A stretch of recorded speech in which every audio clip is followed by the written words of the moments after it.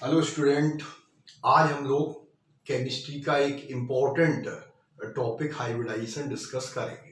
Hybridisation चाहे वो IIT JEE हो, नीट हो या कोई भी कॉम्पिटिटिव एग्जाम हो, हाइब्रिडाइजेशन से क्वेश्चन पूछा जाता है। मतलब 100% हाइब्रिडाइजेशन से क्वेश्चन आपके एग्जाम में आता है। अब हाइब्रिडाइजेशन दो तरह के कंपाउंड में हम लोग पढ़ते हैं। एक ऑर्गेनिक कंपाउंड में हाइब्रिडाइजेशन निकाला जाता है, दूसरा इनऑर्गेनिक कंपाउंड में हाइब्रिडाइजेशन। तो पहले हम ऑर्गेनिक कंपाउंड की हाइब्रिडाइजेशन के बारे में बताएंगे और इसका क्या एप्लीकेशन है इसको डिस्कस करेंगे, और उसके बाद इनऑर्गेनिक कंपाउंड का हाइब्रिडाइजेशन और उसका क्या एप्लीकेशन है इसको हम लोग पढ़ेंगे। लेकिन सबसे पहले हमें ये समझना है कि हाइब्रिडाइजेशन क्या है, और हाइब्रिडाइजेशन को समझने के लिए हम एक मीथेन का एग्जाम्पल ले रहे हैं। इस मीथेन को पहले डिस्कस करें। तो मीथेन में 4 CH बॉन्ड होता है और चारों CH बॉन्ड की बॉन्ड लेंथ, बॉन्ड स्ट्रेंथ और बॉन्ड एनर्जी सेम होती है।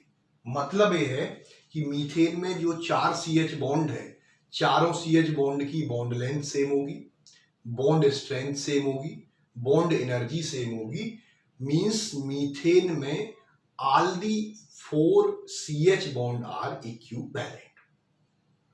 तो कैसे मीथेन मॉलिक्यूल बनता है पहले हम लोग इसको समझेंगे।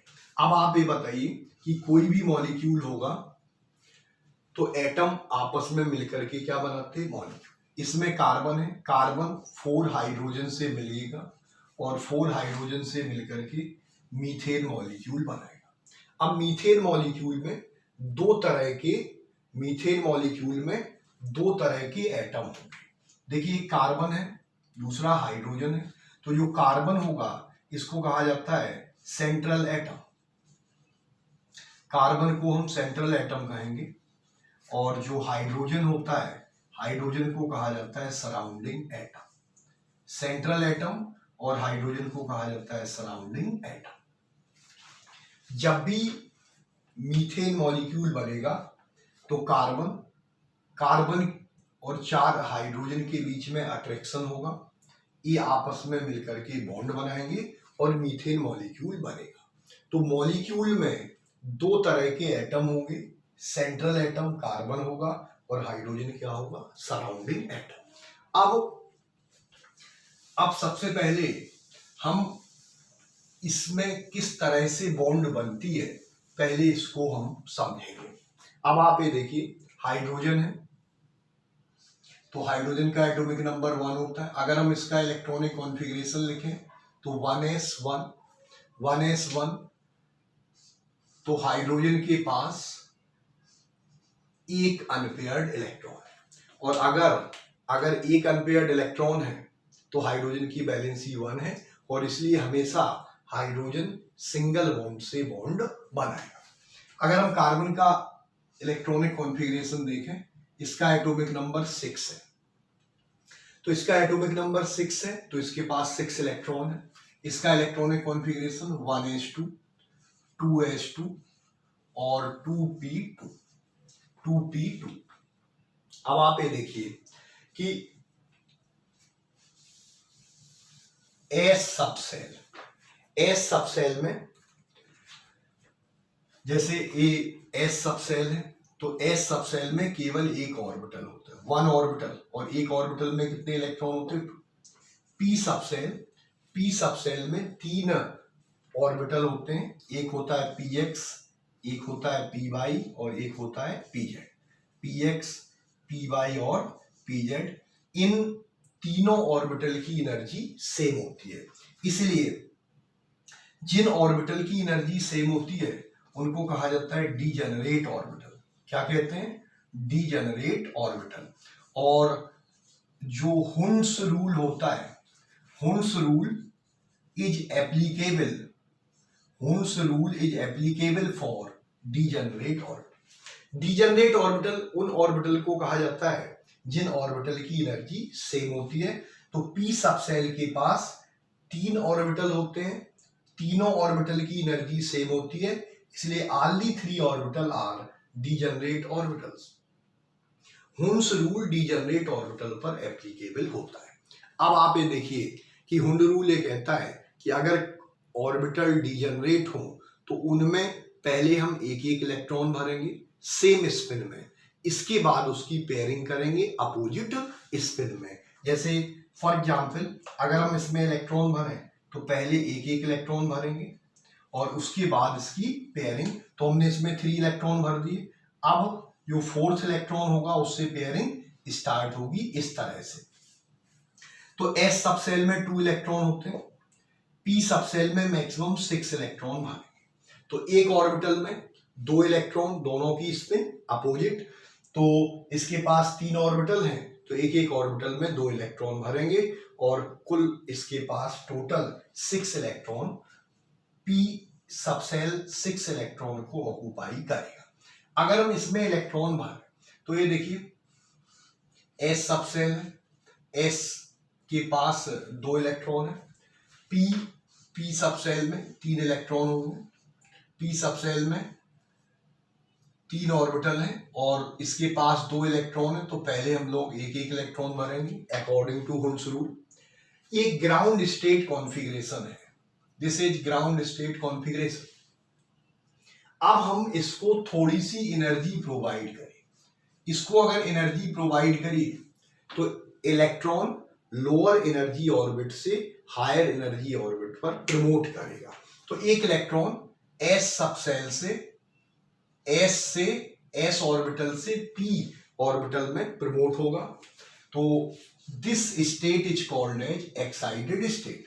अब आप ये देखिए A2S है, A2P है, इसके पास 1 अनपेयर्ड इलेक्ट्रॉन, इसके पास भी 1 अनपेयर्ड इलेक्ट्रॉन हो गए और अब इस स्टेट को कहा जाता है एक्साइटेड स्टेट।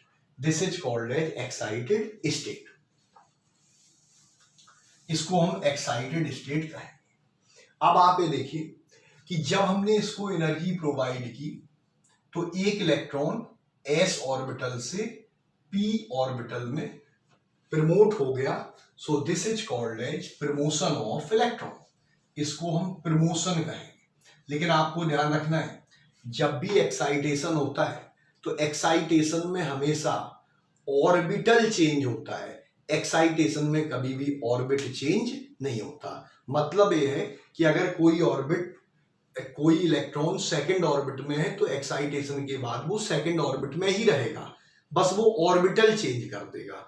तो जब भी एक्साइटेशन होगा 2 बातें आपको याद रखना है। नंबर 1 कि एक्साइटेशन में हमेशा ऑर्बिटल चेंज होता है, कभी भी ऑर्बिट चेंज नहीं होता। दूसरा, जब भी एक्साइटेशन होगा तो number of unpaired electron increase करते हैं। तो आप ये बताइए इसके पास 2 अनपेयर्ड इलेक्ट्रॉन है, एक इलेक्ट्रॉन एक्साइट 2s से 2p में एक्साइट किया, प्रमोट हुआ, अब इसके पास 4 अनपेयर्ड इलेक्ट्रॉन है और किसी भी एटम की ग्राउंड स्टेट में या एक्साइटेड स्टेट में जितने बैलेंस सेल में अनपेयर्ड इलेक्ट्रॉन होते हैं उन्हीं अनपेयर्ड इलेक्ट्रॉन को कहा जाता है कोवैलेंसी।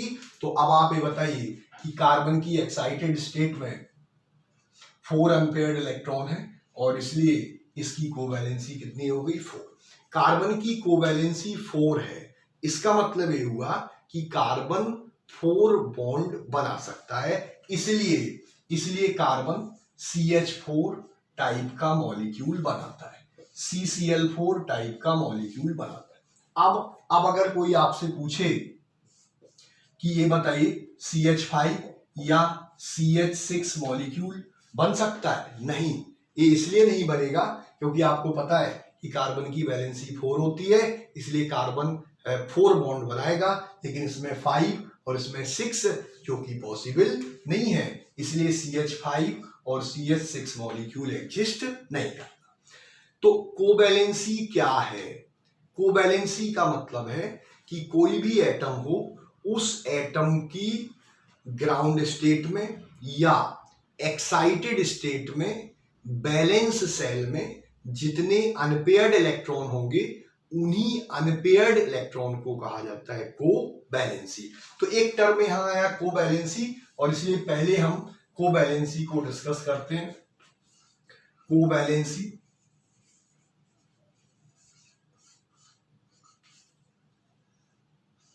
कोवैलेंसी तो covalency means number of unpaired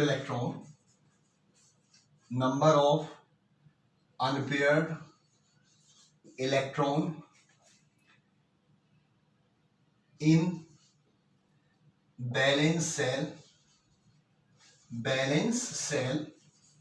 in ground state or excited state of an atom। तो किसी भी एटम की, कोई भी एटम हो, उस एटम की ग्राउंड स्टेट में या उस एटम की एक्साइटेड स्टेट में, ग्राउंड स्टेट में या उस एटम की एक्साइटेड स्टेट में जितने अनपेयर्ड इलेक्ट्रॉन बैलेंस सेल में होंगे उन अनपेयर्ड इलेक्ट्रॉन को कहा जाता है कोवैलेंसी। तो कार्बन की एक्साइटेड स्टेट में 4 अनपेयर्ड इलेक्ट्रॉन है, इसलिए कार्बन की कोवैलेंसी कितनी हो गई 4। अब आप पहले थोड़ा सा ये समझ लीजिए कि हम कैसे किसी भी एटम या आयन में इलेक्ट्रॉन कैलकुलेट करते हैं। तो आप इतना जान लीजिए कि कोई भी एटम होगा, उसके पास जितना उसका एटॉमिक नंबर होगा उसके पास उतने ही इलेक्ट्रॉन। अब जैसे कार्बन है तो कार्बन का एटॉमिक नंबर 6 होता है, इसलिए इसके पास इलेक्ट्रॉन 6 है। मान लीजिए कार्बन पर माइनस चार्ज हो जाए, कार्बन पर प्लस चार्ज हो जाए, या नाइट्रोजन है इस पे प्लस या नाइट्रोजन पर माइनस। तो अगर प्लस चार्ज है, प्लस चार्ज कब आता है? जब किसी एटम से इलेक्ट्रॉन निकल जाता है।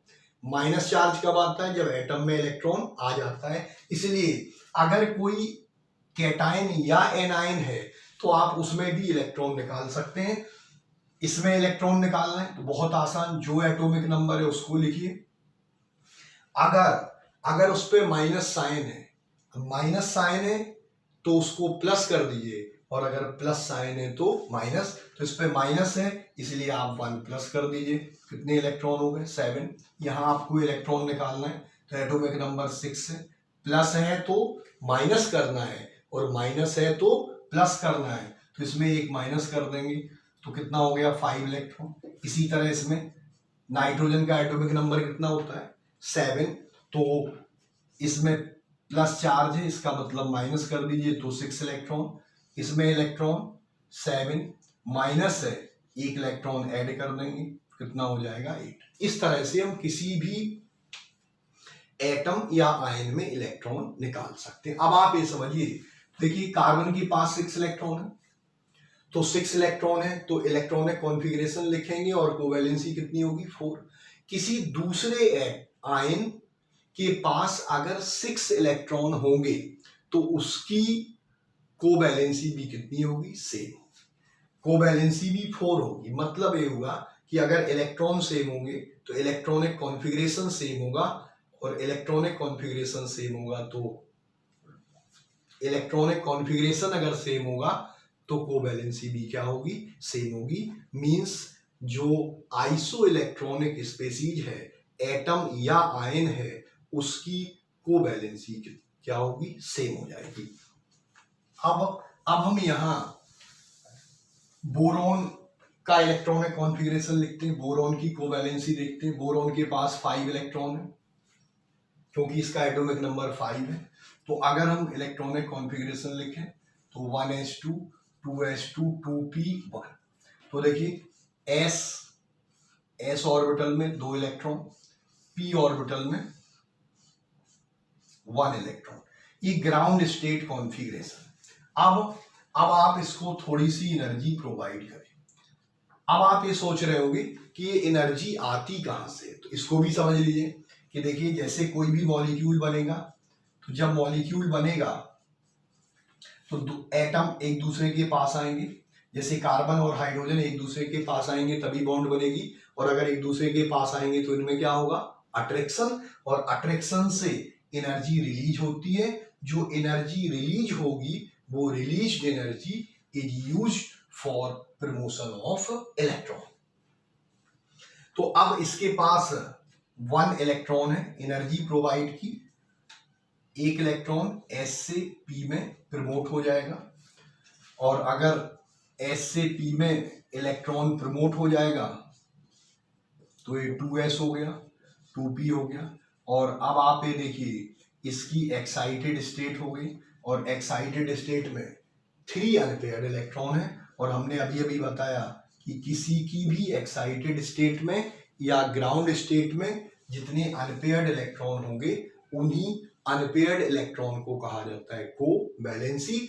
तो इसकी कोवैलेंसी कितनी हो गई? 3। इसका मतलब ये हुआ कि बोरॉन कितनी बॉन्ड बना सकता है? 3 बॉन्ड, और इसलिए BS3 टाइप का मॉलिक्यूल बनता है, BF3 टाइप का मॉलिक्यूल बनता है। लेकिन अगर आपसे कह दिया जाए कि CH4 बनेगा, आपसे कह दिया जाए BH5 बनेगा, तो ये BH4 और BH5 मॉलिक्यूल नहीं बनेगा। रीजन क्लियर है कि बोरॉन की कोवैलेंसी 3 है, इसलिए 3 बॉन्ड बना सकता है। अब हम नाइट्रोजन के बारे में जानते हैं। नाइट्रोजन का एटॉमिक नंबर 7 होता है। नाइट्रोजन का एटॉमिक नंबर 7 है।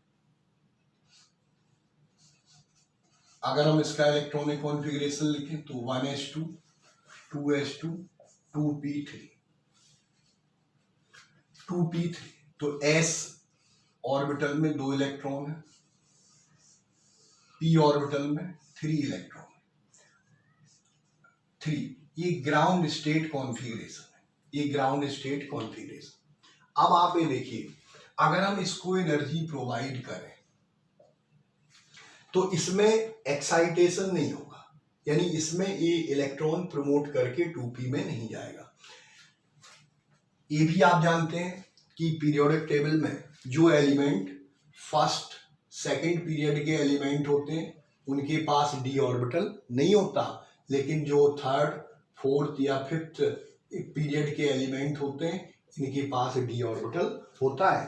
तो नाइट्रोजन सेकंड पीरियड का एलिमेंट है, इसलिए नाइट्रोजन के पास d ऑर्बिटल नहीं होता। अगर यहाँ 2d ऑर्बिटल होता तो इलेक्ट्रॉन s का इलेक्ट्रॉन प्रमोट होके d में जाता, लेकिन 2d ऑर्बिटल होता ही नहीं है, इसलिए इसमें एक्साइटेशन पॉसिबल नहीं है। तो अगर आपसे पूछा जाए कि नाइट्रोजन में एक्साइटेशन हो सकता है तो बिल्कुल नहीं हो सकता। क्यों नहीं हो सकता? क्योंकि नाइट्रोजन के पास d ऑर्बिटल नहीं होता। तो नो एक्साइटेशन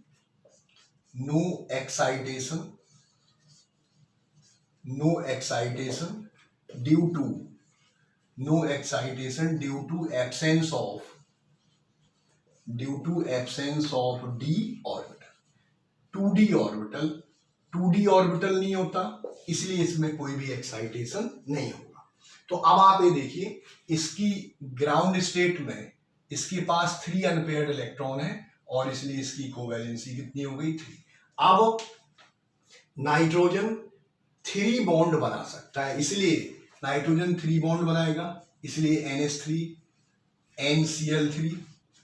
लेकिन अगर आपसे पूछा जाए कि NH5 एग्जिस्ट करेगा तो बिल्कुल एग्जिस्ट नहीं करेगा, क्योंकि नाइट्रोजन 3 ही बॉन्ड बनाता है। NCl5 एग्जिस्ट करेगा? नहीं करेगा, क्योंकि नाइट्रोजन की कोवैलेंसी 3 है और ये 3 से अधिक बॉन्ड नहीं बना सकता। अब आप ये देखिए कि बोरॉन के पास 5 इलेक्ट्रॉन थे, अगर 5 इलेक्ट्रॉन है तो कोवैलेंसी 3 है। नाइट्रोजन के पास 7 है इलेक्ट्रॉन है, तब भी कोवैलेंसी 3 है। कार्बन के पास 6 इलेक्ट्रॉन है और इसलिए कोवैलेंसी 3 है। तो किसी भी एटम या आयन के पास अगर 7 इलेक्ट्रॉन होंगे तो उसकी कोवैलेंसी कितनी हो जाएगी? 3। जैसे फॉर एग्जांपल अगर हम आपसे कहें कि कार्बन प्लस, अगर आपसे कहें कार्बन माइनस, तो देखिए कार्बन प्लस है, इलेक्ट्रॉन निकाल लीजिए, इसके पास 6 इलेक्ट्रॉन है, प्लस 1 इलेक्ट्रॉन निकल गया, कितने इलेक्ट्रॉन बचे? 5। और अगर 5 इलेक्ट्रॉन बचे तो इसका कॉन्फ़िगरेशन बोरॉन की तरह होगा, इसलिए इसकी कोवैलेंसी कितनी हो जाएगी? 3। इसी तरह इसके पास 6 एक माइनस है, इसका मतलब इसके पास 7 इलेक्ट्रॉन होगा, और 7 इलेक्ट्रॉन है तो नाइट्रोजन की तरह कॉन्फ़िगरेशन होगा, और इसलिए इसकी भी कोवैलेंसी 3 है। मतलब यह है कि कार्बन प्लस 3 बॉन्ड बना सकता है, कार्बन माइनस 3 बॉन्ड बना सकता है, इसलिए CH3 मॉलिक्यूल CH3 प्लस ये एग्जिस्ट करेगा, CH3 माइनस एग्जिस्ट करेगा। लेकिन अगर आपसे कह दिया जाए कि CH5 plus CH5 minus exist करेगा, नहीं, ये एग्जिस्ट नहीं करेगा। रीजन क्लियर है कि कार्बन प्लस और कार्बन माइनस दोनों की ही कोवैलेंसी 3 होती है और इसलिए केवल 3 बॉन्ड बना सकता है। इसी तरह अगर हम ऑक्सीजन की बात करें तो ऑक्सीजन के पास 8 इलेक्ट्रॉन है, इसका electronic configuration 1s2 2s2 2p4। और अब अगर हम कॉन्फ़िगरेशन इलेक्ट्रॉन देखिए, s में 2 इलेक्ट्रॉन है, p के पास 4 इलेक्ट्रॉन है और अब इसके पास अनपेयर्ड इलेक्ट्रॉन 2 है, एक ग्राउंड स्टेट कॉन्फ़िगरेशन। लेकिन अब इसमें अगर हम एनर्जी प्रोवाइड करेंगे तो इसमें कोई भी एक्साइटेशन नहीं होगा। रीजन क्लियर है कि नो एक्साइटेशन, रीजन फिर क्लियर है कि इसके पास d ऑर्बिटल नहीं है क्योंकि ये सेकंड पीरियड का है और इसलिए इसकी ग्राउंड स्टेट में 2 अनपेयर्ड इलेक्ट्रॉन है, इसलिए इसकी कोवैलेंसी कितनी हो गई 2। इसलिए ऑक्सीजन की कोवैलेंसी 2 है, इसलिए ऑक्सीजन 2 बॉन्ड बना सकता है और इसलिए H2O बनता है, OF2 बनता है। लेकिन अगर आपसे कह दिया जाए कि OF4 या OF6 एग्जिस्ट करेगा, बिल्कुल एग्जिस्ट नहीं करेगा। रीजन क्लियर है कि ऑक्सीजन की कोवैलेंसी 2 है और इसलिए 2 ही बॉन्ड बना सकता है, ये 4 और 6 बॉन्ड नहीं बना सकता। अगर हम आपसे फ्लोरीन की बात करें, फ्लोरीन 9, अगर हम इसका इलेक्ट्रॉनिक कॉन्फ़िगरेशन लिखें तो 1s2 2s2 2p5। अब आप ये बताइए, इसके पास p में 5 इलेक्ट्रॉन है, इसके p में 5 इलेक्ट्रॉन है और इसलिए ये ग्राउंड स्टेट कॉन्फ़िगरेशन है, इसमें भी एक्साइटेशन नहीं होगा क्योंकि इसके पास d ऑर्बिटल नहीं है, इसके पास 1 अनपेयर्ड इलेक्ट्रॉन है, इसलिए इसकी कोवैलेंसी कितनी हो जाएगी 1 हो जाएगी और इसलिए फ्लोरीन केवल एक ही बॉन्ड बनाएगा और HF टाइप का मॉलिक्यूल एग्जिस्ट करता है। अब आप समझ गए कि अगर किसी एटम के पास 5 इलेक्ट्रॉन है तो कोवैलेंसी 5 इलेक्ट्रॉन है तो कोवैलेंसी 3 होगी, कार्बन के पास 6 इलेक्ट्रॉन है तो कोवैलेंसी 4 होगी। जैसे हम इसकी बात करें, nitrogen plus nitrogen minus oxygen plus, तो अब आप ये बताइए नाइट्रोजन के पास कितने इलेक्ट्रॉन हो गए, नाइट्रोजन के पास 6 इलेक्ट्रॉन हो गए क्योंकि एक प्लस तो एक इलेक्ट्रॉन निकल गया 6 और अगर 6 इलेक्ट्रॉन होते हैं तो कोवैलेंसी कितनी होती है 4, इसलिए नाइट्रोजन प्लस 4 बॉन्ड बना सकता है, इसलिए NH4 मॉलिक्यूल एग्जिस्ट करेगा। लेकिन अगर आपसे पूछा जाए कि NH5 प्लस ये एग्जिस्ट करेगा, बिल्कुल नहीं करेगा क्योंकि नाइट्रोजन की कोवैलेंसी कितनी है 4 है नाइट्रोजन प्लस की, इसलिए एग्जिस्ट नहीं करेगा। अब आप ये देखिए 7 और 1 इलेक्ट्रॉन है तो इसके पास 8 इलेक्ट्रॉन हो गए और अगर 8 इलेक्ट्रॉन है तो ऑक्सीजन के इक्वल हो गया और इसलिए इसकी कोवैलेंसी कितनी हो जाएगी 2, इसलिए ये 2 बॉन्ड बना सकता है और NH2 माइनस। और अब आपसे कहा जाए कि ये बताइए NH4 माइनस एग्जिस्ट करेगा, फिर बिल्कुल एग्जिस्ट नहीं करेगा। रीजन आपको क्लियर है। इसी तरह ऑक्सीजन प्लस, तो आप बताइए इसके पास 8 इलेक्ट्रॉन है, एक प्लस का मतलब एक इलेक्ट्रॉन निकल गया, 7 इलेक्ट्रॉन है और अगर 7 इलेक्ट्रॉन है तो इसकी कोवैलेंसी कितनी हो जाएगी 3 और इसलिए ऑक्सीजन प्लस 3 बॉन्ड बना सकता है, इसलिए H3O प्लस एग्जिस्ट करेगा। लेकिन अगर आपसे कह दिया जाए कि H4O प्लस एग्जिस्ट करेगा, बिल्कुल भी एग्जिस्ट नहीं करेगा। तो अब आप समझ गए कि कोवैलेंसी क्या है। तो हमने आपको ये बताया कि कोई भी एटम कि ग्राउंड स्टेट में या एक्साइटेड स्टेट में बैलेंस सेल में जितने अनपेयर्ड इलेक्ट्रॉन होंगे उन्हीं अनपेयर्ड इलेक्ट्रॉन को कहा जाता है कोवैलेंसी। और आपको ये भी जानना है कि नाइट्रोजन, ऑक्सीजन और फ्लोरीन में, इन तीन एलिमेंट में एक्साइटेशन पॉसिबल नहीं होता है। रीजन क्लियर है, due to absence of 2d orbital, क्योंकि ये सेकंड पीरियड के एलिमेंट है और सेकंड पीरियड के एलिमेंट के पास d ऑर्बिटल नहीं होता है, और d ऑर्बिटल नहीं है तो इसमें एक्साइटेशन पॉसिबल नहीं है। हम लोग हाइब्रिडाइजेशन पढ़ रहे थे, कार्बन के बारे में, हाइड्रोजन के बारे में जान रहे थे, वहां एक टर्म कोवैलेंसी आया, इसलिए हमने आपको कोवैलेंसी के बारे में डिस्कस किया। आइए हम लोग फिर से मीथेन के बारे में जानते हैं। कार्बन के बैलेंस सेल में 4 अनपेयर्ड इलेक्ट्रॉन है और इसलिए कार्बन की कोवैलेंसी 4 होगी। 2s2 2p2, देखिए ये s है, इसके पास 2 इलेक्ट्रॉन है, p है, इसके पास 2a electron, ground state configuration. अब अगर हम इसको थोड़ी सी एनर्जी प्रोवाइड करें, तो आपको अभी अभी हमने बताया कि s का इलेक्ट्रॉन प्रमोट होकर के p में जाएगा, यानी एक्साइटेशन होगा, और एक्साइटेशन के बाद जो स्टेट आएगी उसको कहा जाता है एक्साइटेड स्टेट। तो ये एक्साइटेड स्टेट हो गई। 4 अनपेयर्ड इलेक्ट्रॉन है इसलिए इसकी कोवैलेंसी 4 हो गई। ये 2s है, ये 2p। आप ये जानते हैं कि ऑक्टेट रूल ये कहता है कि किसी भी एटम के आउटर मोस्ट ऑर्बिट में अगर 8 इलेक्ट्रॉन होंगे तो वो स्टेबल होगा। इसके बैलेंस सेल में 4 इलेक्ट्रॉन है, इसको स्टेबल होने के लिए 4 इलेक्ट्रॉन की आवश्यकता है, इसलिए 4 हाइड्रोजन के साथ बॉन्ड बनाएगा। हाइड्रोजन के पास s ऑर्बिटल होता है और s ऑर्बिटल 4 हाइड्रोजन के s ऑर्बिटल कार्बन के ऑर्बिटल के साथ ओवरलैप करेगा। ये हाइड्रोजन है। अब आप देखिए, ये इसके साथ ओवरलैप कर लेगा, इसके साथ करेगा, इसके साथ करेगा, ये इसके साथ करेगा, तो एक हाइड्रोजन s के साथ ओवरलैप करेगा। हाइड्रोजन का s ऑर्बिटल है तो यहां किस टाइप की ओवरलैपिंग होगी? ss ओवरलैपिंग होगी। जो रिमेनिंग 3 हाइड्रोजन है वो p ऑर्बिटल के साथ ओवरलैप करेगा और इसलिए यहां sp ओवरलैपिंग होगी। आप ये जानते हैं कि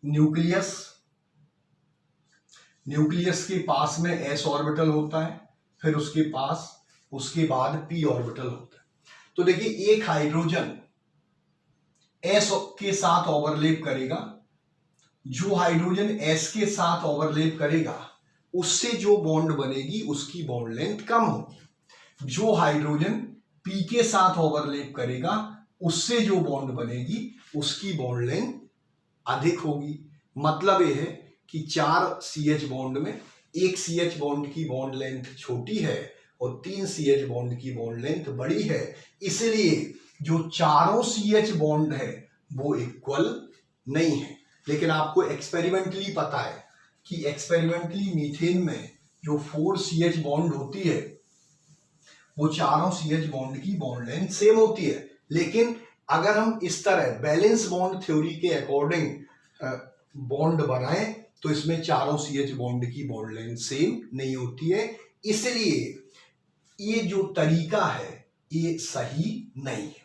और इसी बात को एक्सप्लेन करने के लिए एक साइंटिस्ट हैं जिनका नाम पाउलिंग एंड स्लेटर।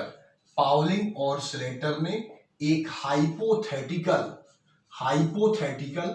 या इमेजिनरी कॉन्सेप्ट दिया और इसी हाइपोथेटिकल या इमेजिनरी कॉन्सेप्ट को कहा जाता है hybridisation.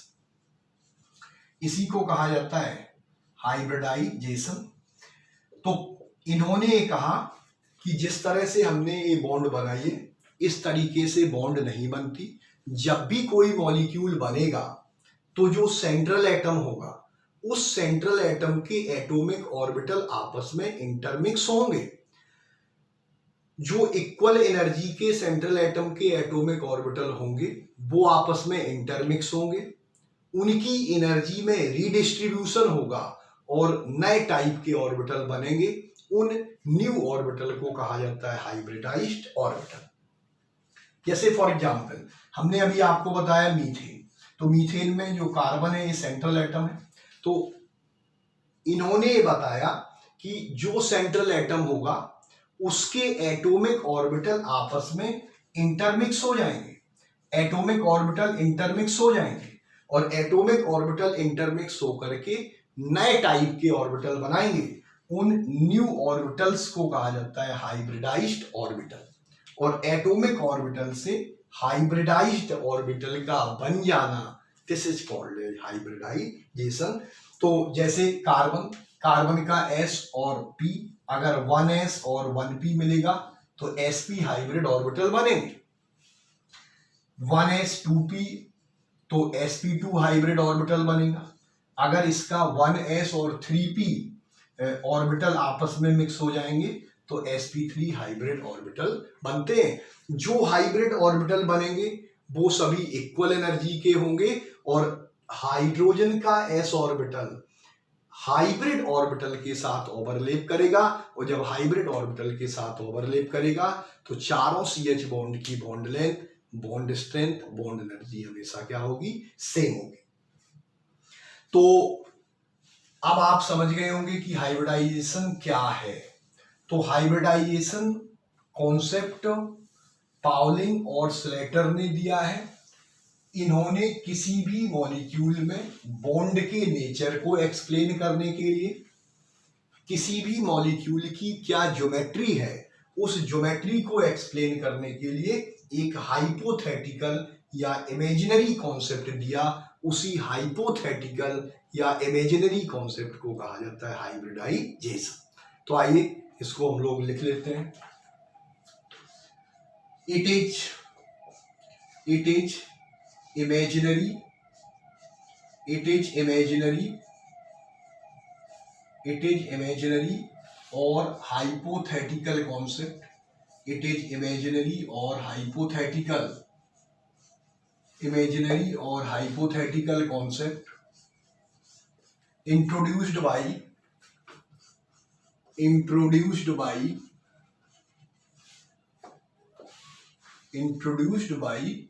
Pauling and Slater, to explain number one, nature of bond,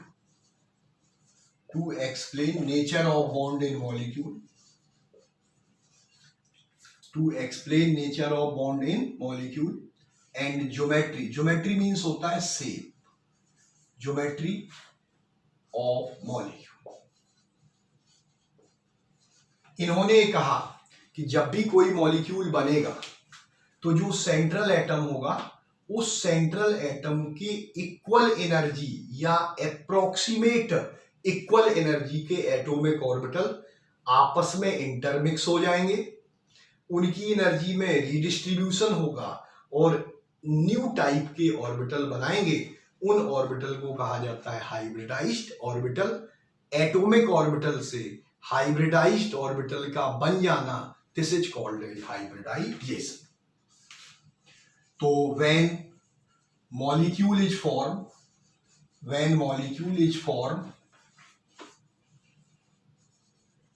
then atomic orbital of central atom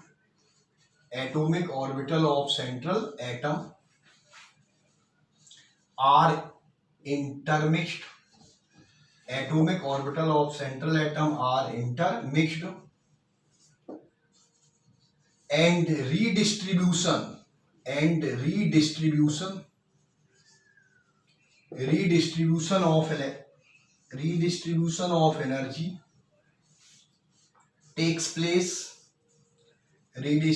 of energy takes place, and form new type of orbital and form new type of orbitals, new type of orbitals called as hybridized orbitals, and this phenomena and this phenomena is known as hybridization, is known as hybridization. Clear? तो अब आप समझ गए होंगे hybridisation क्या है। जब भी कोई मॉलिक्यूल बनेगा तो जो एटॉमिक ऑर्बिटल होगा उसके सेंट्रल एटम के इलेक्ट्रॉन सेंट्रल एटम के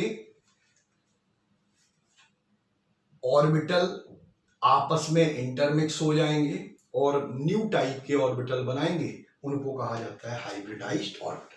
लेकिन अब क्वेश्चन ये है कि कौन से ऑर्बिटल आपस में इंटरमिक्स होते हैं।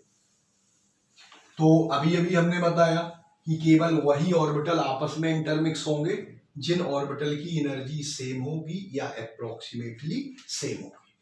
तो only those atomic orbital are intermixed of same atom which have same or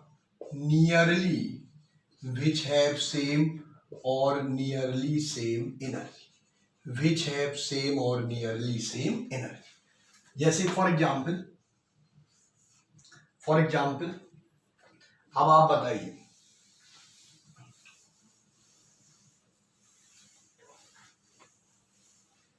अब आपसे पूछा जाए कि ये बताइए 2s और 2p ऑर्बिटल आपस में इंटरमिक्स हो सकते हैं, ये दोनों हाइब्रिड ऑर्बिटल मिलके बना सकते हैं। तो देखिए ये s और ये p है, तो यहाँ 2 और 2 नंबर है, तो अगर आप ध्यान रखिए ये नंबर सेम होगा तो इनकी एनर्जी अप्रोक्सीमेट सेम होगी, एग्जैक्टली सेम नहीं होगी, लगभग सेम होगी, क्योंकि ये एक दूसरे के एनर्जी में डिफरेंस बहुत कम है और इसलिए हाइब्रिड ऑर्बिटल मिलकर के बनाएंगे। लेकिन अगर आपसे पूछा जाए 3s 3p, हाँ ये भी हाइब्रिड ऑर्बिटल बनाएंगे, इंटरमिक्स होंगे क्योंकि ये नंबर सेम है। लेकिन अगर आपसे कहा जाए 2s 4p, तो देखिए यहाँ 2 लिखा है, यहाँ 4 लिखा है, एनर्जी में डिफरेंस बहुत अधिक है, इसलिए आपस में इंटरमिक्स होकर के हाइब्रिड ऑर्बिटल नहीं बनाएंगे। तो हाइब्रिड ऑर्बिटल वही एटॉमिक ऑर्बिटल मिक्स होके बनाते हैं जिनकी एनर्जी अप्रोक्सीमेट या एग्जैक्टली सेम होती है। अब जितने हाइब्रिड ऑर्बिटल बनेंगे वो इस बात पे डिपेंड करेंगे कि कितने एटॉमिक ऑर्बिटल मिक्स हुए हैं, यानी जितने एटॉमिक ऑर्बिटल मिक्स होते हैं उतने ही नए हाइब्रिड ऑर्बिटल बनते हैं। तो number of hybrid orbital form, number of atomic orbital intermixed is equal to number of hybrid orbital form is equal to number of hybrid orbital form। तो जितने atomic orbital intermix होंगे उतने ही hybrid orbital बने। जैसे for example atomic orbital आपस में मिलकर के हाइब्रिड ऑर्बिटल बनाते हैं। अब हमने कहा s और p, तो s और p मिलेगा तो sp हाइब्रिड ऑर्बिटल बनेगा, लेकिन s का 1 और p का 1, तो जब 2 ऑर्बिटल मिक्स हुए तो sp हाइब्रिड ऑर्बिटल कितने बनेंगे। तो जब भी किसी मॉलिक्यूल में sp हाइब्रिड ऑर्बिटल बनेंगे तो हमेशा कितने बनेंगे 2। इसी तरीके से एक s ऑर्बिटल 2p ऑर्बिटल आपस में मिलेगा तो sp2।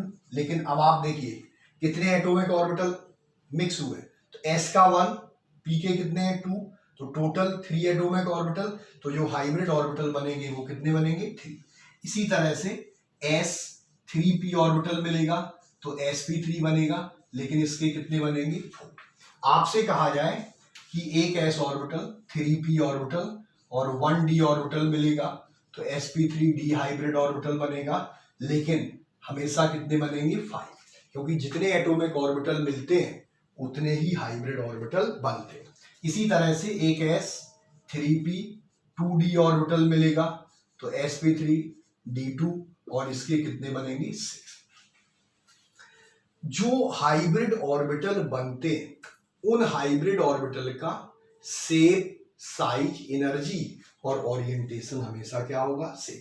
जैसे हमने आपको बताया कि sp3 हाइब्रिड ऑर्बिटल जब भी बनेंगे तो हमेशा 4 बनेंगे, कभी भी 4 से अधिक नहीं बन सकते, कभी भी 4 से कम नहीं बन सकते, और जो 4 sp3 हाइब्रिड ऑर्बिटल बनेंगे उन सभी का शेप, साइज और उनकी एनर्जी हमेशा क्या होगी? सेम। तो हाइब्रिड ऑर्बिटल है same shape, size, energy, same shape, size, energy and orientation, same shape, size, energy and orientation.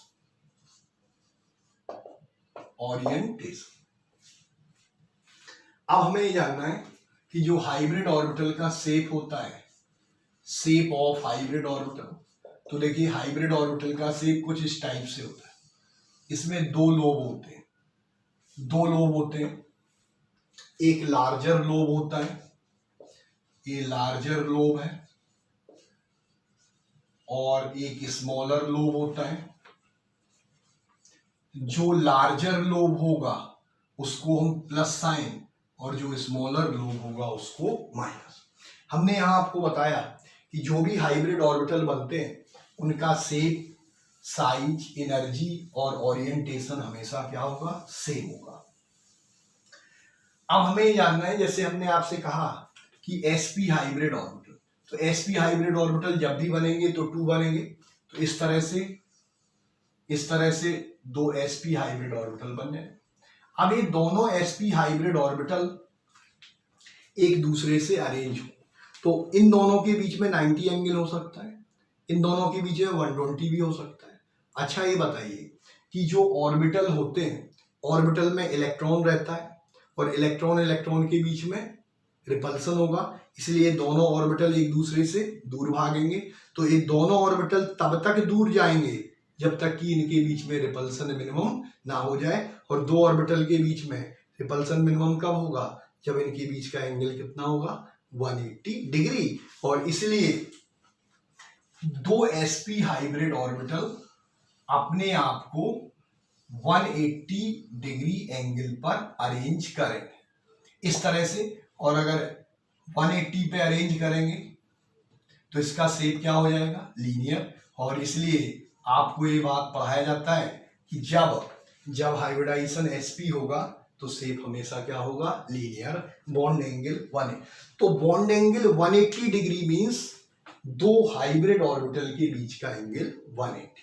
इसी तरीके से जब sp2 होगा तो 3 हाइब्रिड ऑर्बिटल बनेंगे और तीनों हाइब्रिड ऑर्बिटल एक दूसरे से 120 पे अरेंज होंगे, इसलिए जब ये अरेंज होंगे तो बॉन्ड एंगल कितना होगा? 120। sp3 होगा तो sp3 में ये 109 डिग्री पे अरेंज होंगे, इसलिए इसका जो बॉन्ड एंगल होगा 109.28 मिनट, या इसको हम इस तरह से लिखते हैं, ये बॉन्ड एंगल हो गया। तो हमने कहा जो हाइब्रिड ऑर्बिटल होंगे उनका शेप, साइज, एनर्जी और ओरिएंटेशन सेम होगा। ओरिएंटेशन का मतलब है angle between the hybrid orbital. तो यहाँ 120 होगा, यहाँ 109 डिग्री 28 मिनट होगा, और जब हाइब्रिडाइजेशन sp होगा तो बॉन्ड एंगल कितना होगा? 180 डिग्री। हाइब्रिड ऑर्बिटल की हमें एनर्जी कैलकुलेट करना है।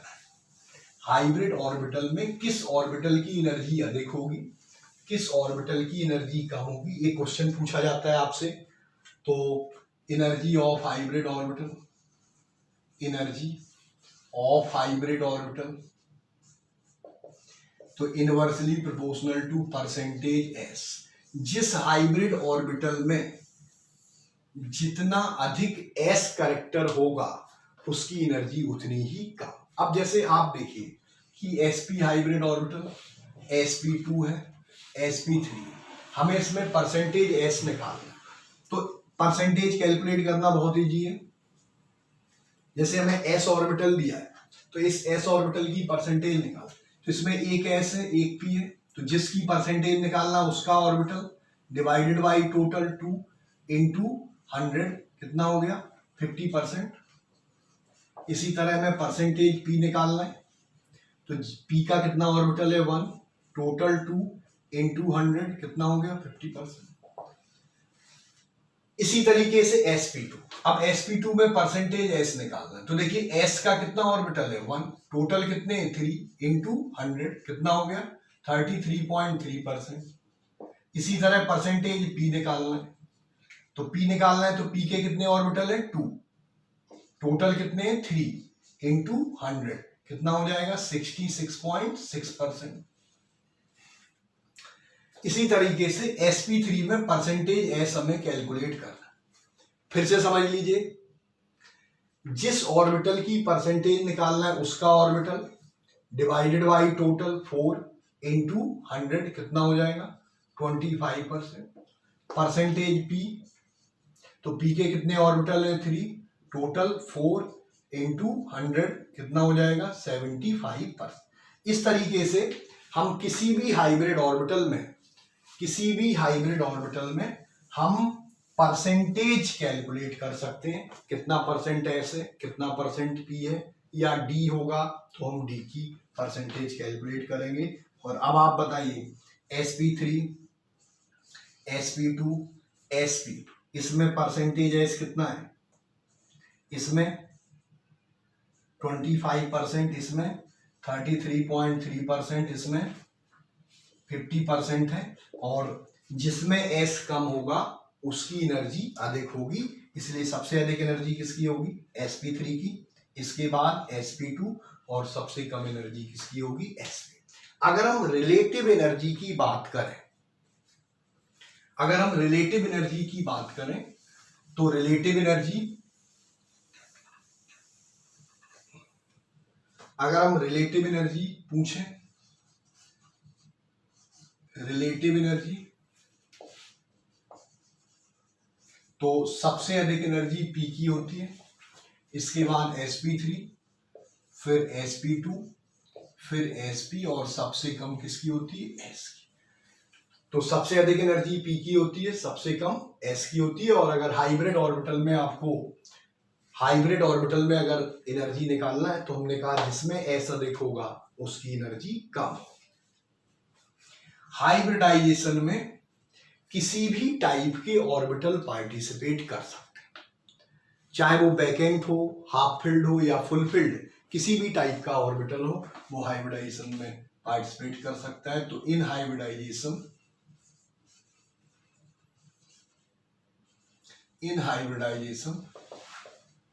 बैकेंट, हाफ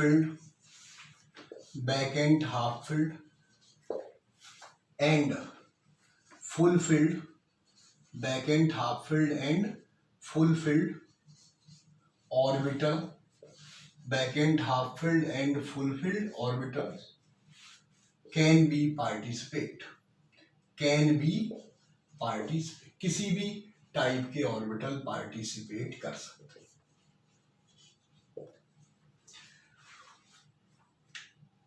जो हाइब्रिड ऑर्बिटल हमेशा सिग्मा बॉन्ड बनाते हैं। आप ये जानते हैं कि अगर ऑर्बिटल के बीच में एक्सियल ओवरलैपिंग होगी तो एक्सियल ओवरलैपिंग से सिग्मा बॉन्ड, और अगर लेटरल ओवरलैपिंग होगी तो लेटरल ओवरलैपिंग से पाई बॉन्ड बनती है। लेकिन हाइब्रिड ऑर्बिटल में हमेशा एक्सियल ओवरलैपिंग होगी, इसलिए हाइब्रिड ऑर्बिटल हमेशा सिग्मा बॉन्ड बनाते हैं। Hybrid orbital always form sigma bond only, ये हमेशा सिग्मा बॉन्ड बनाते हैं। लेकिन अब आपसे अगर पूछा जाए कि कार्बन का हाइब्रिडाइजेशन क्या है, आपसे पूछा जाए नाइट्रोजन का हाइब्रिडाइजेशन क्या है या ऑक्सीजन का हाइब्रिडाइजेशन क्या है, तो एक क्वेश्चन ही गलत है, क्वेश्चन गलत है। लेकिन अगर आपसे पूछा जाए मीथेन, NH3 और H2O, फिर आपसे पूछा जाए कि मीथेन में कार्बन का हाइब्रिडाइजेशन क्या है, नाइट्रोजन का हाइब्रिडाइजेशन अमोनिया में क्या है, वाटर में ऑक्सीजन का हाइब्रिडाइजेशन क्या है, तो अगर आइसोलेटेड एटम का हाइब्रिडाइजेशन पूछा जाए तो आइसोलेटेड एटम में हाइब्रिडाइजेशन नहीं होता, हाइब्रिडाइजेशन हमेशा मॉलिक्यूल में होता है। तो ध्यान से सुनिए, मॉलिक्यूल में जब बॉन्ड फॉर्मेशन होगा उस समय, पहले हमने बताया सेंट्रल एटम के एटॉमिक ऑर्बिटल आपस में इंटरमिक्स होकर के हाइब्रिडाइज्ड ऑर्बिटल बनाते हैं। तो आपको ध्यान रखना है कि इसका हाइब्रिडाइजेशन sp3 होगा, इसका हाइब्रिडाइजेशन भी sp3 होगा, इसका भी हाइब्रिडाइजेशन sp3 होगा। तो आपको ये बात ध्यान रखना है, ये इंपॉर्टेंट पॉइंट है कि hybridisation never takes place in isolated atom but hybridisation occur only at the time of bond formation. अब मीथेन में कार्बन का हाइब्रिडाइजेशन sp3 है, इसमें नाइट्रोजन का sp3 है, वाटर में ऑक्सीजन का हाइब्रिडाइजेशन sp3 है। तो कैसे इनका हाइब्रिडाइजेशन हम निकालेंगे? तो आज हमने आपको ये बताया कि हाइब्रिडाइजेशन क्या होता है, लेकिन अब नेक्स्ट क्लास में हम लोग ये पढ़ेंगे कि कैसे इनके हाइब्रिडाइजेशन को हम निकालते हैं। तो पहले हम लोग ऑर्गेनिक कंपाउंड के हाइब्रिडाइजेशन को निकालने का तरीका सीखेंगे, फिर उसका एप्लीकेशन पढ़ेंगे और उसके बाद फिर हम लोग इनऑर्गेनिक कंपाउंड का हाइब्रिडाइजेशन और उसके बाद उसका एप्लीकेशन। सो नेक्स्ट वीडियो बहुत इंटरेस्टिंग होने वाला है। आज थ्योरेटिकल था, लेकिन नेक्स्ट क्लास में हम आपको पढ़ाएंगे कि कैसे ऑर्गेनिक कंपाउंड, कोई भी बड़े से बड़ा मॉलिक्यूल दे दिया जाए तो कैसे हम ऑर्गेनिक कंपाउंड का हाइब्रिडाइजेशन निकालेंगे। इसलिए जो हमने अभी आपको पढ़ाया है आप इसको अच्छे से पढ़िए, मन लगा के पढ़िए, लिख लिख के पढ़िए, और कोई भी प्रॉब्लम हो आप कमेंट बॉक्स में लिख सकते हैं और उसको हम नेक्स्ट वीडियो में या नेक्स्ट क्लास में उसको क्लियर करने की कोशिश करेंगे। सो नेक्स्ट क्लास बहुत ही इंटरेस्टिंग होगा, इसलिए आप को नेक्स्ट वीडियो में हम हाइब्रिडाइजेशन कैसे निकालते हैं उसका तरीका हम आपको सिखाएंगे। ओके।